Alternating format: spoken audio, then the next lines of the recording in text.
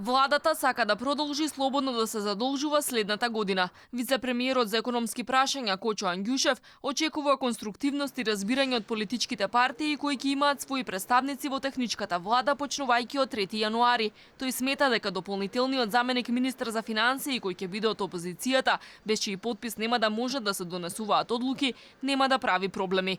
Министерката за финансии веќе најави дека дефицитот во буџетот ќе се покрива со странски кредити или издавање евроврзница.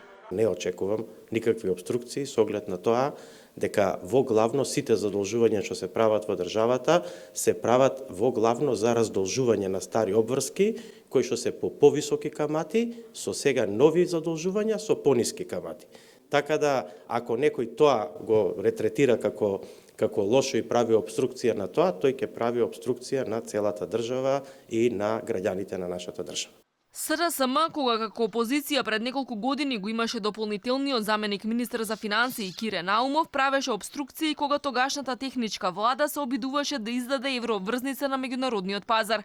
Првиот пат евроврзницата тежеше 250 милиони евра помалку од предвиденото, вториот пат со писма до меѓународните финансиски институции се обидуваше да блокира. Се во ова резултираше меѓу другото и со повисоки стапки на задолжување.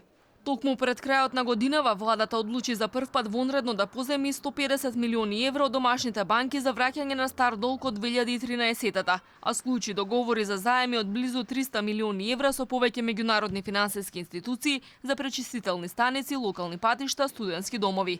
До година нето задолжувањето ќе изнесува 320 милиони евра, од кои 200 милиони на домашниот пазар, а остатокот во странство. Јавниот долг од сегашните 47,7% од бруто домашниот производ во 2020-та може да достигне 51% од БДП.